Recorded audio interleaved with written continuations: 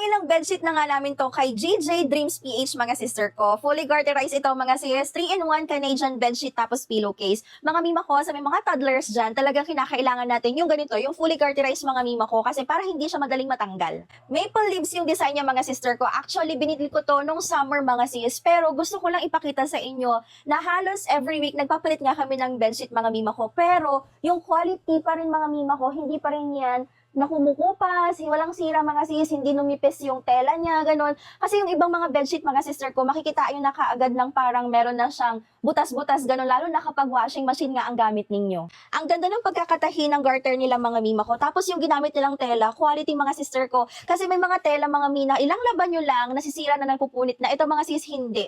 Ang kapal niya mga mima ko, pero malambot pa rin yung tela.